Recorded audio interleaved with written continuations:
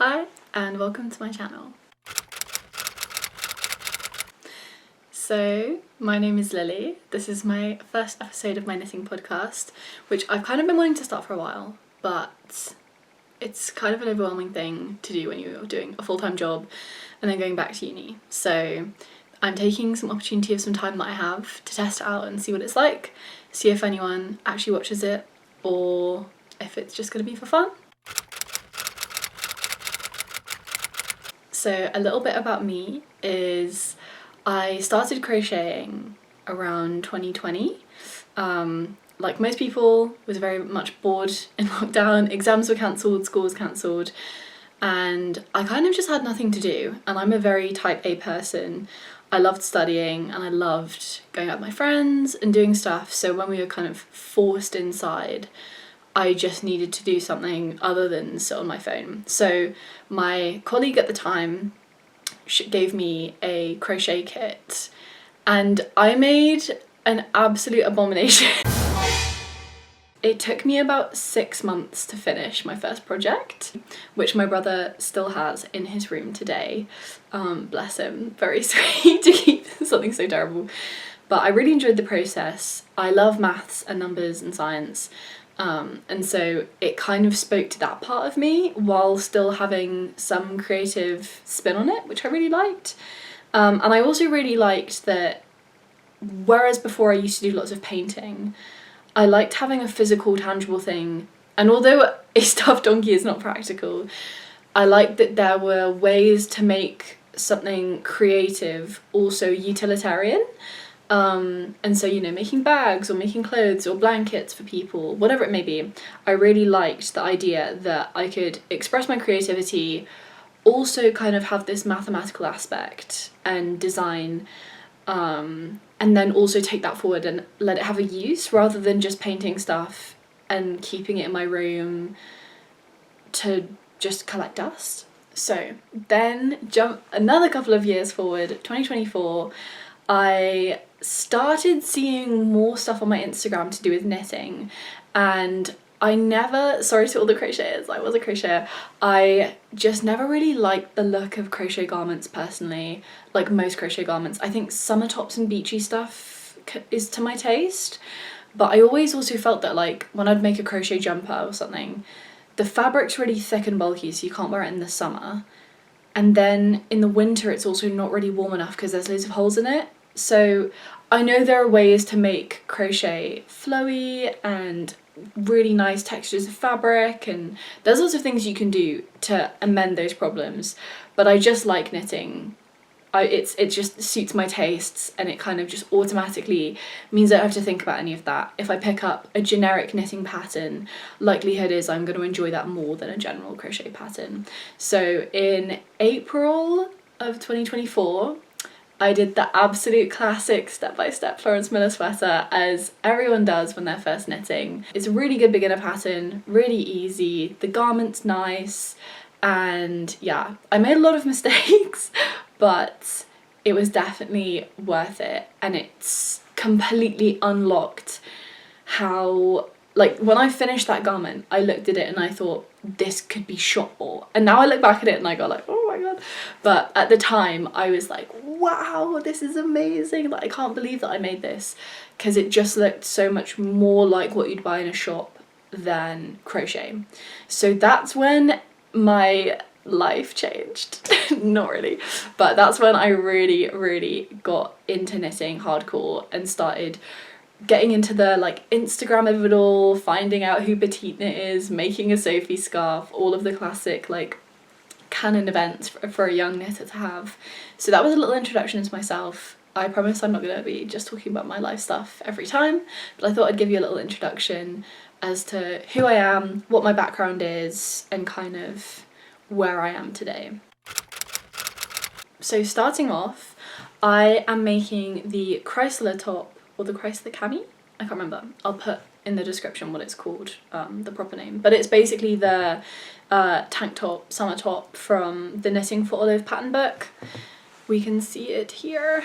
And it is in Knitting for Olive cotton merino in shade Rhubarb Rose. I don't know how well you're going to be able to see the colour because I am filming this after work at night, so the colour might be a little bit distorted by lamp light, but you can kind of see the texture. It's kind of a 1x1 rib situation, and I don't want to give the pattern away, like the texture, but I will say one thing.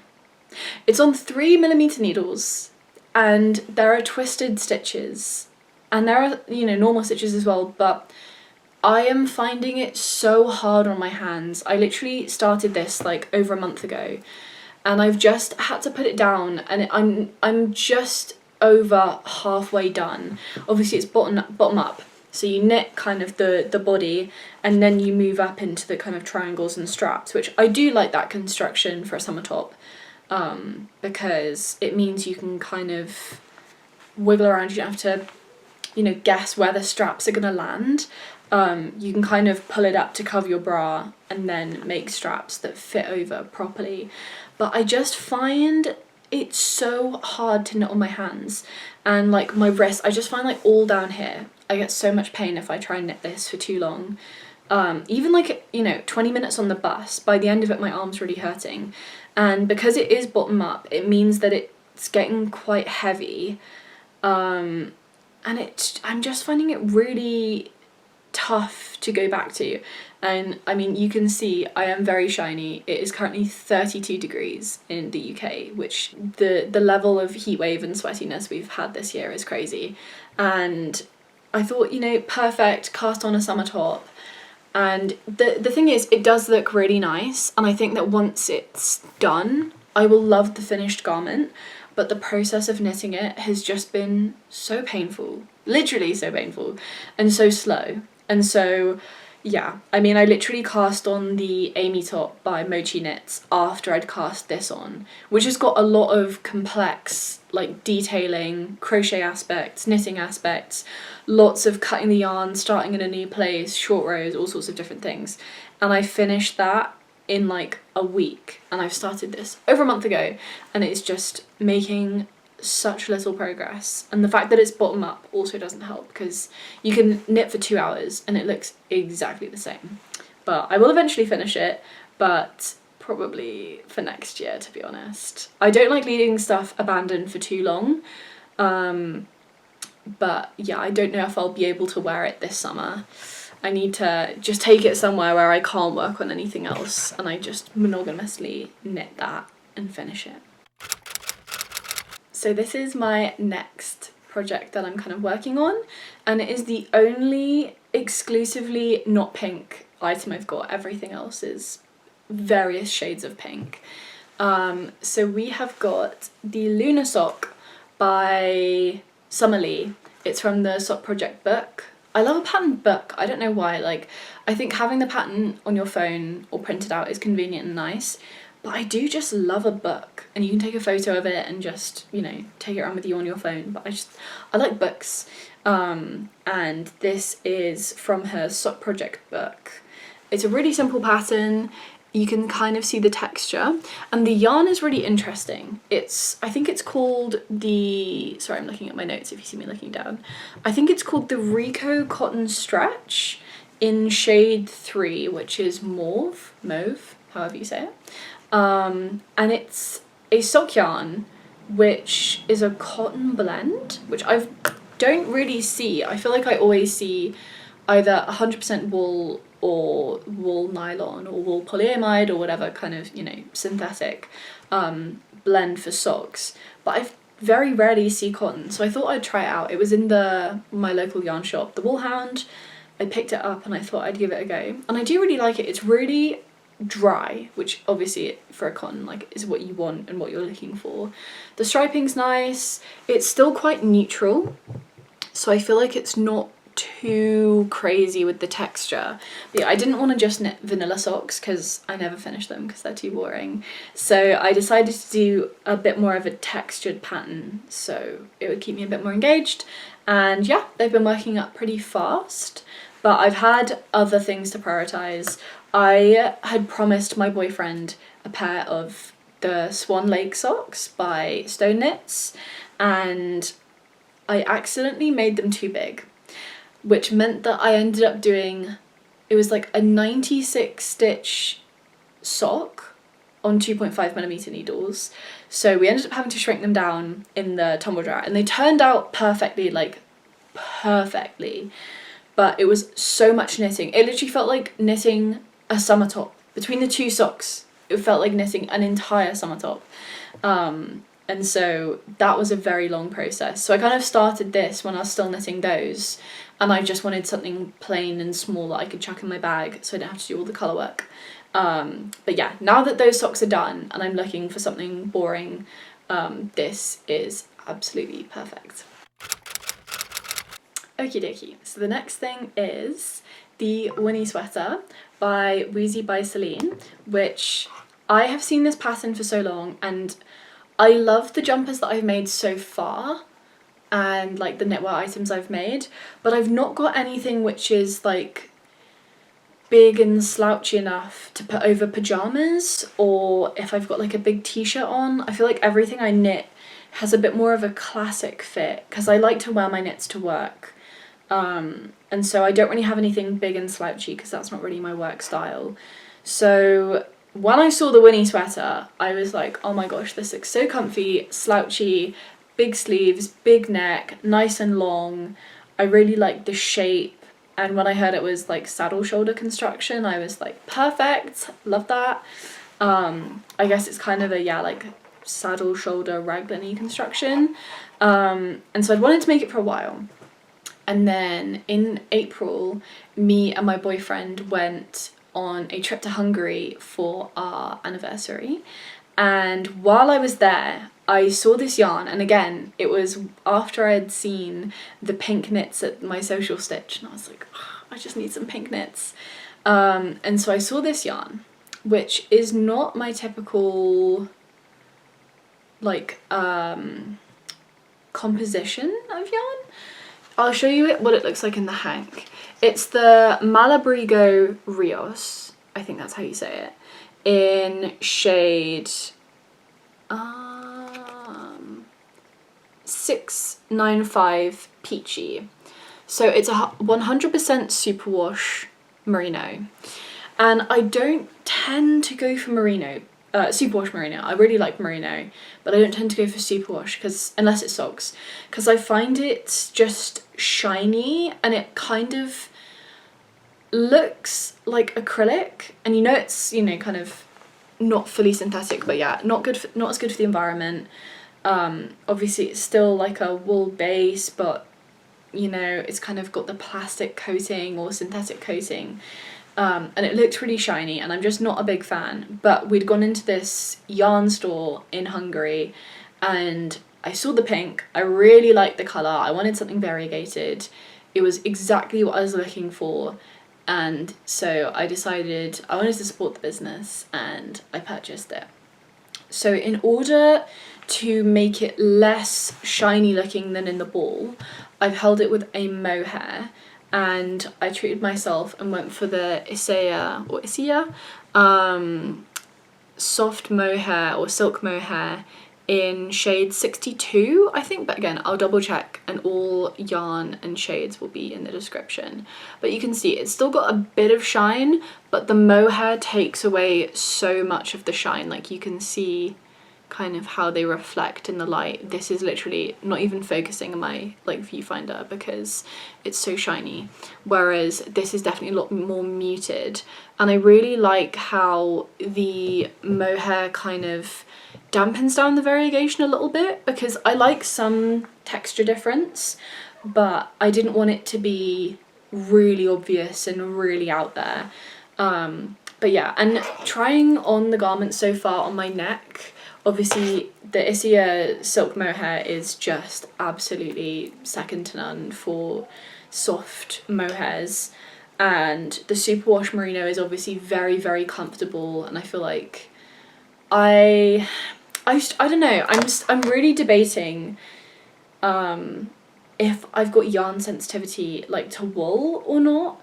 I find alpaca really soft, and I find merino it's not like, sometimes it's soft, but like, you know, the Knitting for Olive heavy merino, for example, it's not super soft, it's a bit drier, but that doesn't irritate my skin at all.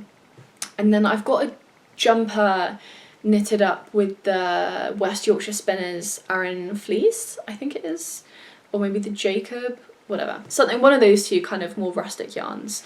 And it's not even that rustic, but I find that I just tend to get a bit more irritated like right around my neck and kind of like décolletage area. I find that I get sensitivity there, and I work in a lab, and when I put my lab coat over my jumper if it's cold, where the lab coat kind of pulls as I'm moving it around, you know, if you're wearing a coat or something as well, like it kind of pushes the jumper down. I really feel kind of the prickliness of the wool, and I somewhat feel the same with the Sun Has Gone Pigant, not to the same extent at all, but I'm just aware that I'm wearing wool, and so I don't know if that's me just feeling that I'm wearing a different texture, or if that is me having a bit of sensitivity, but it's something I'm definitely trying to kind of work around, because I want to make garments that I'm really going to wear. I don't want to make something that every time I put it on it irritates me, and neither of them irritate me enough that I wouldn't wear the garment.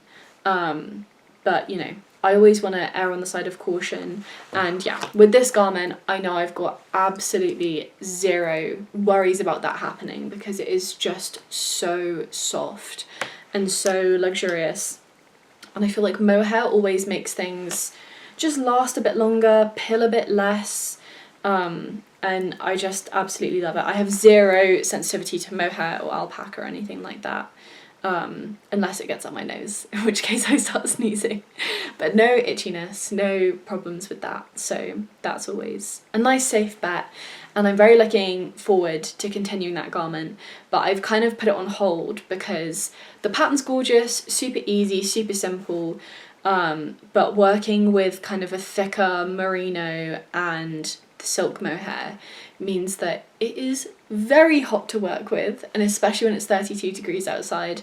So I've kind of been sticking to socks and summer tops while it's too hot to knit something a little bit more dense. So she will be back out come September, and I will finish her off very, very quickly. So the final thing I have to show for this episode is the Clawsome Lobster Socks by Stone Knits. This is part of the, I think it's called the Fisherfolk Fancy Sock Set or something. There's 3 patterns, all inspired by creatures under the sea, and these are the lobster ones. It is Socks Yeah by Coop Knits in, let me check. So the red is ruby and the pink is lepidolite. Don't know if I'm saying either of those things right. Well, I know I'm saying ruby right, but I don't know if I'm saying lepidolite correctly. But as always, I will put it in the description. And then the eyes are duplicate stitch with, I had some leftover Isager sock from the Swan Lake socks that I'd made. So I'll put the colour in the description as well. But honestly, I love this pattern so much. I got on the train from Oxford to London where my boyfriend lives, and I managed to knit 1.5 lobsters on the journey there, and another half of a lobster and a full heel on the journey back. So I knitted pretty much half the sock just in a few hours, and I'd only casted on the cuff on the bus to work that morning. So this has been entirely worked on public transport, which is quite crazy, but it's working up so nicely. I can feel that every time I knit colourwork socks I'm getting a little bit better. Funny story, when I was first starting to knit, the first thing I tried to knit before the step-by-step sweater, when I was educated that is a great pattern to do, I tried to knit the Counting Sheep Socks by Stone Knits on 4mm with DK acrylic yarn. I was one of those people who was like, if I've got these materials I can just make it work regardless of the pattern and what it requires, and sometimes that is not good. I obviously did not finish those socks. I didn't even get onto the 3-colour work before I gave up. And then yeah, I tried to knit some more colourwork socks once I had knitted a few more pair of, you know, vanilla socks and textured socks. But I just find it really difficult, and recently I have just been seeing so many things on my Instagram explore with loads of colourwork socks and outfits and kind of stepping up your outfits with cute socks, and I'm just so obsessed. And so I have committed myself to just hunkering down, learning how to do it, and I feel like this is only I've only made 2 pairs of colourwork socks now. This will be my 3rd, and I can already feel the difference in my confidence when I'm knitting it. I feel like I know what critical decisions to make things look good, and I'm just loving how they're turning out. I literally can't stop looking at them and touching them and like adjusting them and stretching them, and yeah, I feel like again with colourwork socks it's quite nice that you end up making 2.